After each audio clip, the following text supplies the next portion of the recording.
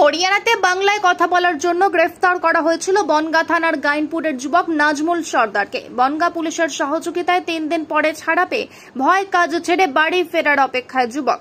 পরিযায়ী শ্রমিক নিয়ে তৎপর হল বনগাঁ পুলিশ। জেলা সমস্যার জন্য খোলা হল টোল ফ্রি নাম্বার। উত্তর 24 পরগনার বনগাঁ থানা এলাকার নাজমুল সর্দার বয়স 22 বছর।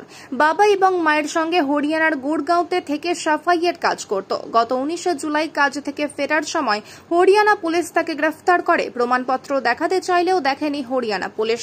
পরিবারের অভিযোগ, বাংলায় কথা বলায় বাঙালি হওয়ায় বাংলাদেশি ভেবে তাকে গ্রেফতার করেছিল হরিয়ানা পুলিশ। পরবর্তীতে বনগাঁর গাইনপুরের বাড়িতে খবর আসার পরে তার বোন বনগাঁ থানার দ্বারস্থ হয়। বনগাঁ জেলা পুলিশের উদ্যোগে হরিয়ানা পুলিশের সঙ্গে যোগাযোগ করে পরবর্তীতে 22 জুলাই জেল থেকে মুক্তি পায়। কিন্তু নাজমুল বাড়ির সঙ্গে ভিডিও কলে কথা বলবার সময় জানায় এখনো আতঙ্কের পরিবেশ রয়েছে এখানে। বাংলায় কথা বললেই তাদেরকে তুলছে পুলিশ। এখনো আতঙ্কের পরিবেশ রয়েছে সেখানে।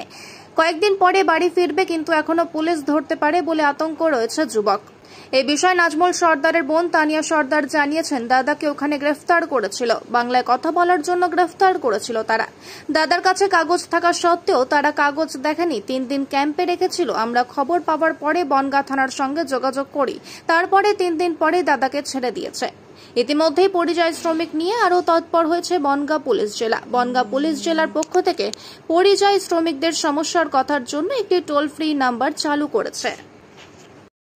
কাকে ধরে নিয়ে গেছিল? আমার ভাইকে ধরে নিয়ে গেছিল। কারা ধরে নিয়ে? মানে হরিয়ানার পুলিশ। কেন ধরলো? ওই বাংলাদেশি ভেবে। বাংলাদেশি ভেবে ধরে নিয়ে কবে নিয়েছিল ধরে? 19 তারিখে শনিবার। তারপর আপনারা জানতে পারলেন তো? আমরা 19 তারিখে বিকেল 5টার দিকে খবর পেয়েছি। হ্যাঁ। আর গ্রাপতা অঞ্চলের কাছে প্রধানের কাছে সার্টিফিকেট নিয়ে আমরা সোমবার দিন সকাল 7টার মধ্যে থানায় গিয়েছিলাম। বনগাঁ থানায়? হ্যাঁ। তারপরে বলেছিলাম আমার দাদাকে এরকম ধরেছে। আমরা খবর পেয়ে বলেছিলাম, ডকুমেন্টস পত্র দেখিয়ে নিয়ে আসছে। তারপর ধরেছিল কেন? বাংলায় কথা বলেছিল? হ্যাঁ, বাংলা কথা বলার জন্য। বাংলা কথা বলেছিল? হ্যাঁ, বাঙালি ভেবে ধরেছিল। ও তো কাগজপত্র দেখিয়েছিল? দেখতে চাইনি ওখানে। কোনো কাগজ দেখেনি? না, ওটা তাড়িয়ে দিয়েছিল। কেন? মানে বললো যে আমরা এখান থেকে সব ডকুমেন্টস, আমাদের থানায় পুলিশ এসেছিল, এসে দেখিয়ে কাগজপত্র দেখিয়ে তারপরে তাই ছেড়ে দিয়েছিল। মানে পুলিশ এখান থেকে কাগজ পাঠানোর পরে ছেড়েছে? হ্যাঁ হ্যাঁ। বনগাঁ থানার পুলিশ? হ্যাঁ, বনগাঁ থানার পুলিশ। তারপর মানে আপনার ভাইকে ধরার পরে কোথায় নিয়ে গেছিল? ওটা থানা, কি থানা? বাচ্চাপুর মনে হয় থানাটা সঠিক বলতে পারবো না। টেনশন ক্যাম্পে রেখেছিল? হ্যাঁ। কোথায় রেখেছিল? বাচ্চাপুর থানায় রেখেছিল ওটা। আপনার দাদাকে কোথায় রেখেছিল? হ্যাঁ, ধরার পরে কোথায় রেখেছিল? ধরার ক্যাম্পে রেখেছিল। কথা বলতে ফোনে কথা বলতে পারছিলেন না? আমরা কোনো খবর পাইনি। কি অত্যাচার কিছু করেছে? অত্যাচার করেনি, মানে ফোন টোন সব কেড়ে নিয়েছিল।